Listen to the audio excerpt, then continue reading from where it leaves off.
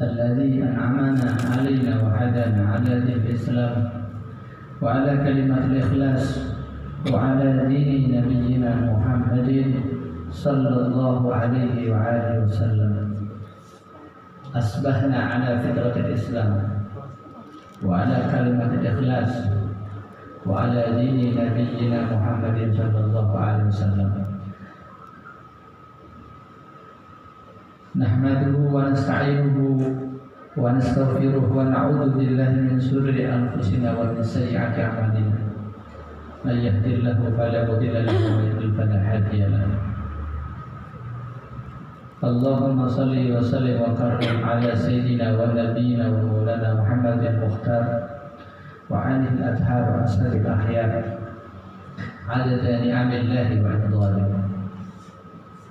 فقد قال الله تعالى في القرآن الكريم: أعوذ بالله من الشيطان الرجيم. يا أيها الذين آمنوا إذا نودي للصلاة من يوم الجمعة فاسعوا إلى ذكر الله وذروا البيع ذلكم خير لكم إن كنتم تعلمون. أما بعد أيها الحاضرين والحاضرات رحمكم الله. Yang kami muliakan Bapak Pimpinan BRI Kanza Ciledug, mudah-mudahan senantiasa diberikan Allah kesehatan, afiat, panjang umur. Bapak Tri Nur Ihsan serta keluarganya, Bapak Ibu pimpinan serta staf karyawan BRI Kanza Ciledug yang hadir pada pagi hari ini, mudah-mudahan senantiasa dalam kesehatan dan afiat, panjang umur dalam ketaatan ibadah kepada Allah Subhanahu wa taala. Amin Allahumma amin ya rabbal alamin. Puji syukur kehadirat Allah Subhanahu wa taala di pagi yang cerah ini. Kita semuanya diberikan oleh Allah nikmat, masih diberikan Allah nikmat yang agung, yaitu nikmat iman, nikmat Islam, dan nikmat sehat walafiat. Nikmat ini harus kita syukuri dengan bersama-sama menggunakan kesempatan yang Allah berikan, waktu, umur, semuanya anugerah yang Allah berikan untuk beribadah mengabdi kepada Allah Subhanahu wa taala. Mudah-mudahan setiap langkah kaki kita, setiap keringat yang keluar dari tubuh kita, dikarenakan kita bekerja untuk menafkahi keluarga kita, dicatat oleh Allah Subhanahu wa taala sebagai amal ibadah. Amin Allahumma amin ya rabbal alamin. Tidaklah seseorang yang keluar dari rumahnya untuk memenuhi kebutuhan keluarganya, mencukupi kebutuhan keluarganya, melainkan Allah akan mengubah dosa-dosanya, menggugurkan, mengampuni dosa-dosanya, hingga dia kembali kepada rumahnya, bertemu dengan keluarganya. Mudah-mudahan ampunan itu kita raih dari Allah Subhanahu wa taala, sebab kesungguhan kita di dalam bekerja, sebab kesungguhan kita di dalam berusaha untuk menafkahi, ikhtiar menafkahi dan mencukupi kebutuhan keluarga kita. Amin Allahumma amin ya rabbal alamin. Salawat dan salam semoga senantiasa tercurah dan terlimpah atas qudwah dan uswah kita baginda Rasul Muhammad sallallahu alaihi wasallam. Mudah-mudahan kita semuanya kelak mendapatkan syafaatul uzma, mendapatkan pertolongan dari baginda Rasul Muhammad sallallahu alaihi wasallam, di mana tidak ada pertolongan, tidak ada syafaat kecuali syafaat dari baginda Rasul Muhammad sallallahu alaihi wasallam. Sebagaimana disebutkan di dalam hadis, ana syafi'ul wa musyafa', sesungguhnya aku yang akan memberikan syafaat dan memberikan izin untuk memberikan syafaat kepada orang-orang yang dikehendaki oleh Allah Subhanahu wa taala. Di antaranya yang berhak mendapatkan syafaat dari baginda Rasul Muhammad sallallahu alaihi wasallam adalah mereka yang berusaha untuk mengikuti langkah, mengikuti keteladanan daripada apa yang telah dilakukan oleh baginda Rasul Muhammad SAW dengan menghidupkan sunnah-sunnahnya. Dan duduknya kita di majlis yang mulia ini adalah bagian daripada ittiba'us sunnah, ihya'us sunnah, menghidupkan sunnah daripada sunnah baginda Rasul Muhammad SAW, yaitu tafaqquh din, talabul ilm, nasrul ilm, yaitu kita berusaha untuk mendalami agama kita. Kita berusaha untuk menambah ilmu dan wawasan kita akan ajaran-ajaran yang agung, yang mulia daripada baginda Rasul Muhammad SAW. Jika disebutkan di dalam hadis, "Man ahya sunnati faqad ahabbani, wa man ahabbani kana ma'i fil jannah." Mereka orang-orang yang menghidupkan sunnah-sunnahku, kata Rasulullah, maka sungguh mereka adalah orang yang tulus mencintaiku. Orang yang menghidupkan sunnah, mengikuti apa yang telah dilakukan Rasul, menapaki jejak-jejak teladan Rasul, menghidupkan apa yang dahulu dilakukan oleh Rasul, maka mereka ini adalah orang yang benar-benar memiliki cinta, memiliki ikatan cinta sejati kepada baginda Rasul Muhammad sallallahu alaihi wasallam.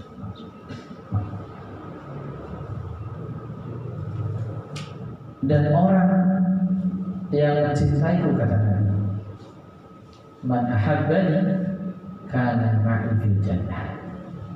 Dan orang yang mencintaiku, maka dia kelak akan di surga bersama denganmu. Mereka orang yang menghidupkan sunnah semacam ini, sunnah baginda Rasul itu banyak sekali. Dan ini di antara sunnah yang beliau sukai, beliau cintai, yaitu apa? Ihya al-ilm bil-din, ihya ulumuddin, yaitu menghidupkan kembali ilmu agamanya Allah.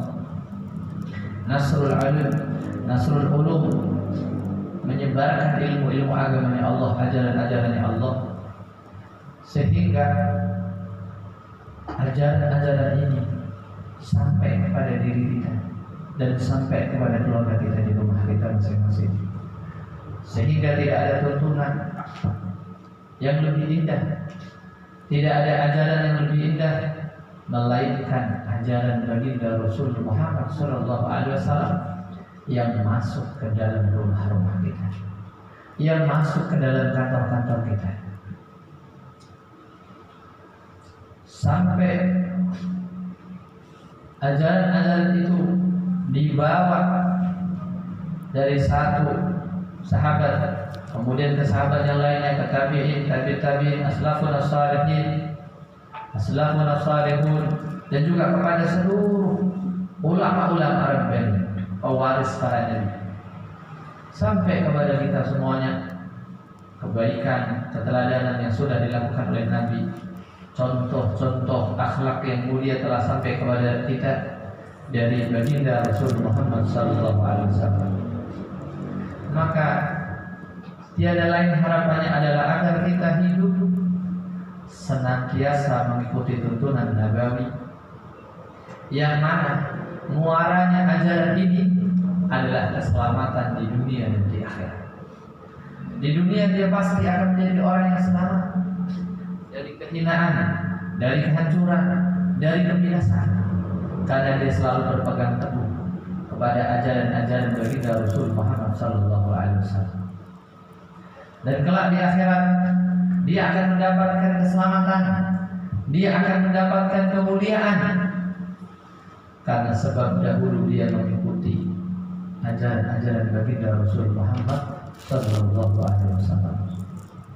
Mudah-mudahan sedikit demi sedikit kita mampu meneladani dan mengikuti apa-apa yang telah dilakukan oleh baginda Rasul Muhammad SAW. Sebagaimana disebutkan di dalam Al-Quran, "Qul in kuntum tuhibbunallaha fattabi'uni yuhibbukumullah wa yaghfir lakum dzunubakum wallahu ghafurur rahim. Katakanlah, in kuntum tuhibbunallah, jika kalian benar-benar mencintai Allah, fattabi'uni yuhibbukumullah.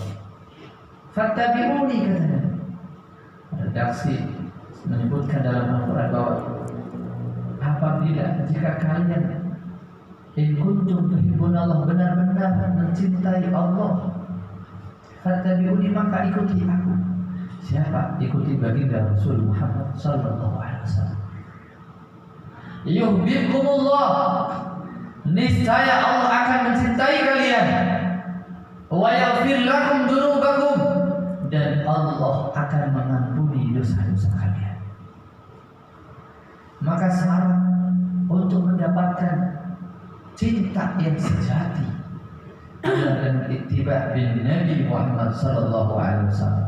Syarat agar orang mendapatkan cintanya Allah, maka dia harus mengikuti, meneladani, menapaki jejak kemuliaan akhlak baginda Rasul Muhammad sallallahu alaihi wasallam. Dengan kita mengikuti apa yang sudah dilakukan Nabi, maka akan sampai tujuan kita cinta kepada Allah Subhanahu wa taala.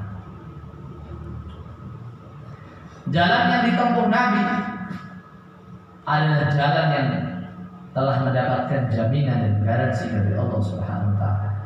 Dan jalan itu diikuti para sahabat, diikuti para tabi'in, diikuti tabi'in, salaf salihin, diikuti terus oleh ulama-ulama rabbani sampai kepada guru-guru kita, ulama-ulama kita, dan sampai kepada kita. Apabila kita berpegang teguh menjaga itu jalan, menapaki terus itu jalan, mansar al-darbi wa salat, ketika seseorang jalan kepada treknya wa salat, maka dia bakal sampai tujuan. Kita kasih contoh. Kalau ada orang, Bapak Ibu sekalian, dia jalan mau ke Bayoran, entah jalan kaki, bawa motor atau mobil ke Bayoran Lama nih, ke pasar. Kira-kira kalau lewat depan BRI sini sampai enggak? Sampai enggak? Sampai. Kenapa sampai? Karena itu jalannya, jalan yang lurus, yang jelas, paten, terbukti, teruji sampai kepada tujuan. Nah, begitu pula seseorang yang mengikuti jalan, menapaki jalannya baginda Nabi Muhammad SAW, maka jelas dia akan sampai kepada tujuan, yaitu apa? Kebahagiaan di dunia dan di akhirat, dan kelak di surga bersama dengan baginda Rasul Muhammad SAW. Maka kesempatan yang mulia ini mari kita tanamkan kepada diri kita dan keluarga kita, agar kita berusaha untuk meneladani aqwalun Nabi, af'alun Nabi, apa yang diucapkan oleh Nabi dan apa yang dilakukan, diperbuat oleh Nabi. Sedikit demi sedikit kita lakukan. Hidupkan sunnah-sunnah beliau yang mulai tenggelam, yang mulai redup. Kita bangkitkan kembali semangat untuk meneladani akhlak baginda Rasul Muhammad SAW. Lebih-lebih sebentar lagi kita akan menyambut bulan yang agung, Bapak Ibu sekalian, yaitu bulan Maulidun Nabi Muhammad SAW. Dalam hitungan hari kita akan menyambut bulan yang agung, bulan manusia yang paling agung di muka bumi. Di muka bumi ini Allah ciptakan makhluk yang paling agung, yaitu baginda Rasul Muhammad SAW. Bahkan hingga disebutkan di dalam hadis, laulaka khalaqtul aflak. Kalau bukan karena engkau wahai Muhammad, kalau bukan karena engkau wahai Muhammad, aku tidak menciptakan alam semesta beserta isinya. Khalaqtul aflak. Berkat baginda Nabi Muhammad SAW, Allah kemudian menciptakan alam semesta beserta isinya. Maka tidak ada pilihan lain kecuali kita bersyukur kepada Allah. Kemudian kita meneladani akhlak baginda Rasul Muhammad SAW, yang mana beliau telah dijadikan oleh Allah sebagai teladan dalam hidup. Wa innaka la'ala khuluqin 'adzim. Laqad kana lakum fi Rasulillahi uswatun hasanah. Sungguh telah ada pada diri baginda Rasul Muhammad sallallahu alaihi wasallam teladan kehidupan, teladan dalam setiap sendi kehidupan bagi kalian. Jadi suami teladannya Nabi, jadi istri teladannya istrinya Nabi, jadi bos teladannya Nabi, jadi orang biasa teladannya Nabi. Nabi adalah teladan dalam segala kehidupan. Dimanapun tempat, beliau adalah teladan bagi kita. Maka hendaknya seorang muslim yang beriman, dia senantiasa berusaha jangan lepas daripada keteladanan baginda Nabi Muhammad SAW. Sungguh, apabila kita betul-betul mengikuti dan menapaki jejak keteladanan akhlak baginda Nabi, maka kita akan mendapatkan kemuliaan di dunia dan di akhirat. Rasul sudah tidak ada, tetapi ajaran-ajarannya, keteladanannya, akhlaknya, kemuliaannya, keluhurnya akan terus ada dan abadi sepanjang masa. Maka Bapak Ibu yang dimuliakan oleh Allah Subhanahu wa taala, mari kita menyambut bulan yang mulia ini.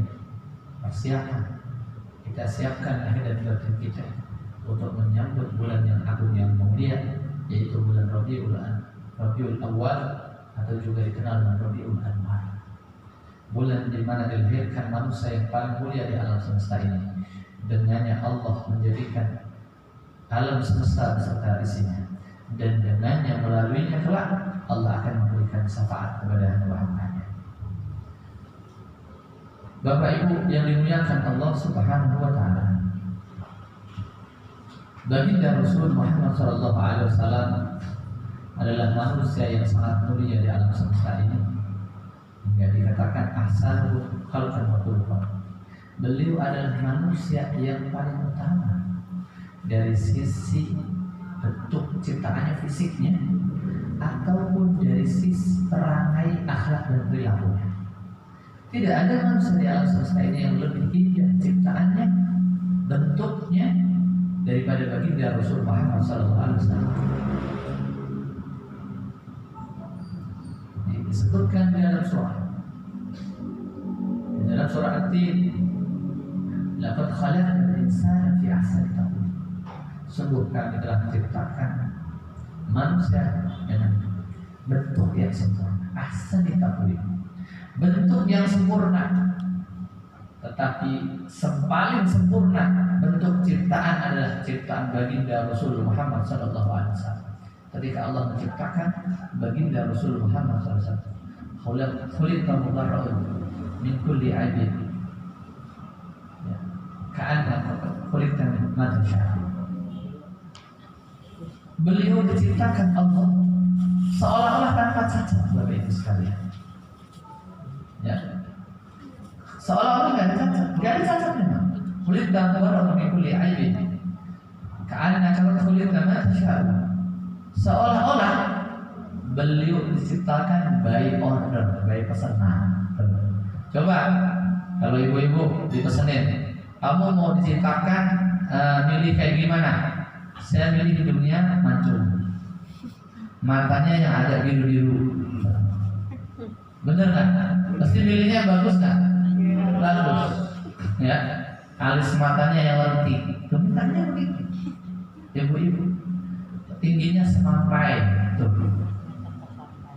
Nggak ada yang begitu. Nah, Nabi Muhammad diciptakan Allah seolah-olah, ya, karena tasya'u, seolah-olah ya, pokoknya Nabi suka-suka Nabi ditanya kayak gimana. Luar biasa ciptaannya Allah atas baginda Rasul Muhammad sallallahu alaihi wasallam. Gimana? Di dalam salah satu khasaisun Nabi, keistimewaan Nabi itu disebutkan tentang salah satu keagungan ciptaan Allah atas baginda Rasul Muhammad sallallahu alaihi wasallam. Itu Nabi itu dalam keterangan yang tadi waktu abada, pada sahabat sampai pada zaman ini juga disebutkan Nabi itu tidak pernah ikhtilaf seumur hidup. Tidak pernah mimpi basah kalau bahasanya begitu. Gak pernah.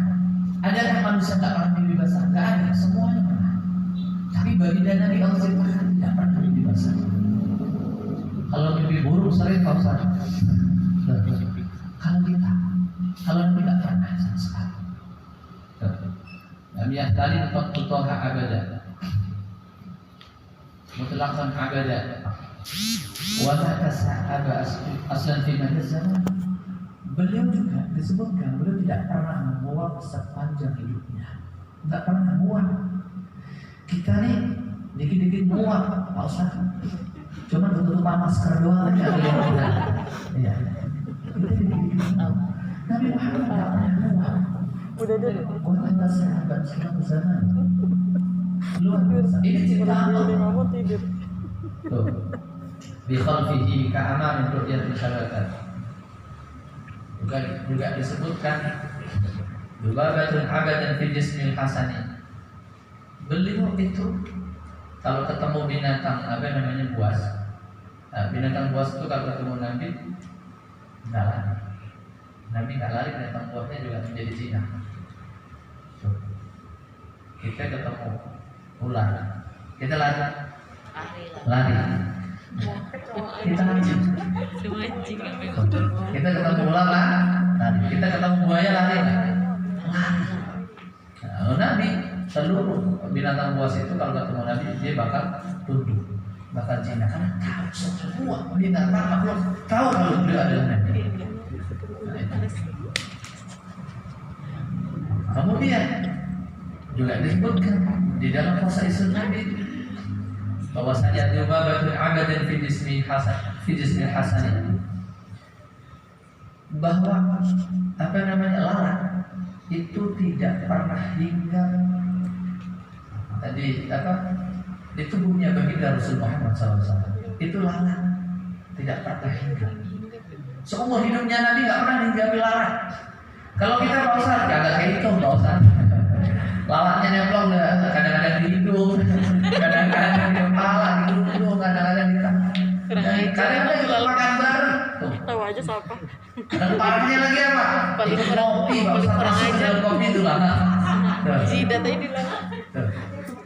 Nabi Muhammad SAW Allah ciptakan dengan tubuh yang indah, dengan tubuh yang sempurna, sampai lalat itu tidak berani tinggal. Jadi jisim itu berarti tubuhnya baginda Rasul Muhammad. Sebab apa? Sebab wanginya tubuh baginda Rasul Muhammad Sallallahu Alaihi Wasallam. Ya, Nabi itu keringatnya wangi, Bapak Ibu sekalian. Keringatnya wangi. Sampai ada sahabat pengen dapat keringatnya Nabi. Nah, Nabi tidur ada keringat gitu, dikasih botol kecil biar netes dan biar jadi punya wangi.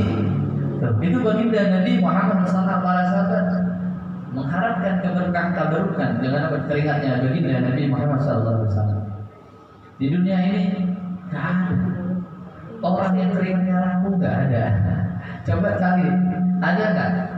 Ya, dicari keringat gitu kan, nggak ada. Apalagi sampai dibotolin, biar suaminya seorang raja, suaminya seorang presiden bangsawan, nggak ada istrinya permaisurinya yang botolin keringatnya, nggak ada. Nggak bakal ada. Asin katanya, asin tuh, udah pernah nyobain? Tuh, nggak ada. Ini baru bentuk fisiknya baginda Nabi Muhammad. Bi qalbi ka'ama min ru'yat sahabat. Nabi Muhammad beliau itu melihat ke depan, ya, mampu melihat ke belakang sebagaimana beliau melihat ke depan. Itu baginda Rasul Muhammad SAW. Makanya kalau beliau sholat tahu siapa yang ada di belakang beliau semuanya. Musuh di belakang beliau juga tahu. Karena baginda Nabi melihat ke belakang sebagaimana melihat ke depan. Bi qalbi ka'ama min ru'yatin sahabat. Ini adalah kemuliaan ciptaan baginda Rasul Muhammad sallallahu alaihi wasallam. Wal qalbu lam yanam wal ainu qad nasat. Beliau baginda Nabi Muhammad sallallahu alaihi wasallam, beliau itu sekalipun matanya terpejam, Bapak Ibu sekalian tidur, kalau bahasa kita tidur terpejam, tapi mata hati beliau senantiasa terjaga. Nah, ini baginda Rasulullah SAW. Kalau kita kebalikannya Pak Ustaz, ya, kalau kita kebalikannya, ya, matanya kita melek semuanya, tapi mata hati kita tidur. Itu kalau kita begitu, melek semuanya, tapi mata hatinya tidur. Kadang-kadang kalau kita udah tidur semuanya, Ustaz, mata hatinya tidur, orangnya tidur juga. Kelemahan manusia. Kalau Nabi Muhammad manusia yang istimewa, maka khasaisun Nabi punya keistimewaan, ya, yang Allah ciptakan sebagai mukjizatnya baginda Nabi Muhammad SAW. Dan juga disebutkan bahwasanya baginda Rasul Muhammad SAW itu setiap buang air kecil ataupun buang air besar itu langsung ada bekasnya, langsung hilang, langsung ditelan oleh bumi. Itu salah satu mukjizat. Buang air di mana pun tempat langsung hilang, langsung ditelan oleh bumi. Nah, bumi yang mendapatkan bagian yang istimewa dari baginda Rasul Muhammad SAW. Nah, ini keagungan baginda Nabi Muhammad SAW. Kemudian juga disebutkan baginda Nabi, ya, itu tidak memiliki bayangan. Bayangan tahu kan ya? Kita jalan tuh di depan pasti ada bayangannya nggak? Atas ada lampu, bawah ada bayangannya nggak? Ada. Tapi Nabi Muhammad itu kalau jalan di tengah padang pasir, jalan tuh tidak punya bayangan. Kalau jalan tidak punya bayangan. Kenapa? Karena cahaya Nabi lebih terang daripada matahari. Itu disebutkan begitu dalam riwayat. Jadi matahari nggak mampu membuat bayangannya. Karena Nabi sendiri sudah menghasilkan cahaya kasuruji. Makanya dahulu Sayyidatuna Aisyah ketika dia menjahit baju itu, jauhnya jatuh. Pas jauhnya jatuh dia nyari. Ada Nabi datang, langsung ketahuan. Kenapa? Memancarkan cahaya. Jadi langsung ketahuan. Itu jalurnya. Nah, ini baginda Rasulullah Muhammad SAW. Beliau tidak memiliki bayangan. Karena bayangan itu muncul karena ada cahaya. Sedangkan beliau adalah pemilik cahaya. Nurun fawqa kulli nur. Nah, nurun fawqa kulli nur. Ada nurun ala nur, cahaya di atas cahaya. Itu Allah Subhanahu wa taala. Kalau nurun fawqa kulli nur berarti di alam semesta ini sumber cahayanya adalah baginda Rasul Muhammad sallallahu alaihi wasallam, dan Allah memberikan cahaya nur itu kepada baginda Nabi Muhammad sallallahu alaihi wasallam. Ini baru dari satu sisi, yaitu sisi fisik. Ya, tidak ada yang bisa melampaui keunggulan, kesempurnaan, ya, penciptaan baginda Rasul Muhammad sallallahu alaihi wasallam. Hingga itu ada satu kisah tentang seseorang yang diperintahkan oleh Nabi itu bekam. Tahu kan bekam ya? Diambil darah, ya. Dahulu bekam masih pakai manual, lalu sekarang sudah pakai itu ya, suntikan sedotan dulu. Pakai jarum, dulu masih manual, kan pakai tanduk dan sebagainya. Nabi pernah dibekam, setelah dibekam itu ada darah. Kemudian Nabi minta tolong sahabatnya untuk membuang, jangan sampai ada yang tahu ini darah. Ya.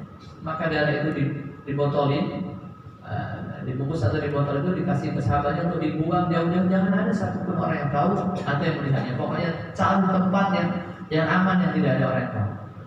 Maka itu barang dibawa oleh sahabatnya, darah tadi itu sudah dibotolin, dibawa pergi. Kemudian nggak lama dia balik di hadapan Rasul Muhammad SAW. Maka ditanya mana? Baik sahabat tuh, kau kemana kan? Itu darah. Udah tenang ya Rasulullah. Aku udah simpan di tempat yang paling aman, gak ada yang tahu. Di mana simpannya? Ditanya mana? Berkali-kali. Maka dia bilang, darah itu aku simpan di dalam perutku. Ternyata darahnya diminum sama sahabatnya. Darahnya Nabi diminum. Maka Nabi langsung bilang apa? Demi Allah, api neraka tidak akan mampu menutup dirimu. Gara-gara dia minum darahnya Nabi, karena darah itu sudah bercampur menyatu dengan tubuh dia. Dan ketahuilah, neraka tidak akan mampu menyentuh orang yang memiliki hubungan fisik, hubungan darah, atau irtibat, hubungan cinta kepada baginda Nabi Muhammad SAW. Nggak bisa. Sahabat tadi, Nabi nggak jadi marah, tapi Nabi bilang apa? Api neraka tidak akan mampu menyentuh diri. Kok tidak akan pernah mampu disentuh oleh api? Kenapa? Karena di dalamnya terdapat darahnya Rasulullah. Terus kita gimana? Kita nggak dapat bagian apa Pak Ustaz? Ya, kita bisa mendapatkan bagian cinta. Semayamkan cinta itu di dalam diri kita. Cinta kepada Nabi. Dengan apa Pak Ustaz? Dengan menghidupkan sunnahnya, meneladani akhlaknya. Jasadul utama kana hubbu Ahmad fi. Tallahi innal arda la tubla. Fa kaifa tubla wa qalbuhu fi madhi fi. Jasad yang di dalamnya bersemayam cinta kepada Nabi, maka tanah tidak akan mampu memakan jasad tersebut. Nah, itu disebutkan di dalam satu saya. Jadi jasad orang meninggal, kalau dia meninggal di dalam hatinya bersemayam cinta kepada Nabi, maka bumi beserta isinya pun tidak akan mampu menghancurkan jasad tersebut, tidak akan mampu merusak jasad tersebut. Bagaimana mungkin jasad itu bisa dimakan oleh bumi, sedangkan di dalam jasad tersebut bersemayam cinta kepada baginda Nabi Muhammad sallallahu alaihi wasallam. Maka Bapak Ibu sekalian yang dimuliakan oleh Allah, yang dirahmati Allah, tanamkan kecintaan kita kepada Nabi dan buktikan cinta itu dengan berusaha meneladani akhlak beliau, mengamalkan, menghidupkan sunnah-sunnah beliau. Nah, insya Allah dengan hal itu Bapak Ibu sekalian, kita telah memiliki irtibat, hubungan yang kuat dengan baginda Nabi Muhammad SAW. Sekalipun kita belum pernah bertemu, tidak pernah semasa dengan baginda Nabi Muhammad SAW, tapi yang jelas dan yang pasti, siapapun yang punya hubungan yang kuat dengan baginda Nabi, al-mar'u ma'aman ahab, seseorang akan bersama dengan yang dia cintai di hari kiamat. Maka apabila kita cinta sama Nabi, maka kita akan duduk bersama dengan Nabi. Amin ya rabbal alamin. Dan itulah tujuan hidup kita, itulah cita-cita kita, agar kita selama dunia, di akhirat kita masuk surga, bisa satu majelis, bisa melihat bahkan itu disebutkan dalam keterangan orang yang benar-benar cinta sama Nabi, yang punya hubungan dengan Nabi melalui keteladanan akhlaknya, menghidupkan sunnah-sunnahnya, maka dia tidak wafat kecuali dia sudah berjumpa dengan Nabi. Paling enggak dia akan didampingi Nabi saat sakaratul maut. Nabi akan hadir di hadapan dia saat sakaratul maut. Itu paling enggak. Kalau dia benar-benar hatinya udah dipenuhi oleh mahabbah, kecintaan kepada Nabi. Cuma untuk meraih itu bukan perkara yang mudah. Makanya kita pelan-pelan, perlahan-lahan. Barangkali mulai hari ini kita mulai tanamkan sedikit-sedikit, apa sih sunnahnya Nabi, apa sih dulu akhlaknya Nabi, kita mulai coba jalankan satu persatu sampai kemudian kita bisa melakukan banyak daripada sunnah-sunnahnya Nabi, banyak daripada keteladanan akhlak Nabi. Insya Allah mudah-mudahan dengan demikian kita akan mendapatkan dan meraih kedudukan yang mulia di sisi baginda Rasul Muhammad SAW. Disebutkan di dalam hadis, ahasinukum ya, khiyarukum ahasinukum akhlaqan. Yang paling baik di antara kalian siapa? Yaitu yang paling baik akhlaknya, yang paling baik budi pekertinya. Inna auladi yaumil qiyamah ahasinuhum akhlaqan.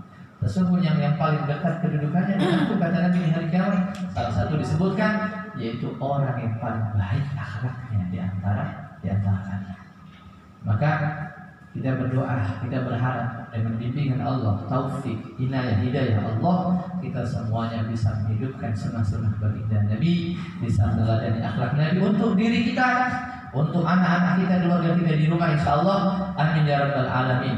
Bawa Nabi Muhammad ke dalam rumah. Bagaimana caranya? Dengan membawa teladannya, syariatnya, akhlaknya, adabnya, sunnah-sunnahnya ke dalam rumah kita. Insya Allah rumah yang di dalamnya terdapat Rasulullah, terdapat keteladanan sunnah akhlak Rasulullah, rumah itu akan dijauhkan oleh Allah dari bala, dari musibah, dari virus, dari segala bentuk bencana. Amin Allahumma amin ya rabbal alamin. Demikian Bapak Ibu yang kami muliakan, Lebih kurangnya al-fakir mohon maaf. Semoga bermanfaat. Hadana Allah wa iyyakum bil husnul salam wal afu minkum. Assalamualaikum warahmatullahi wabarakatuh.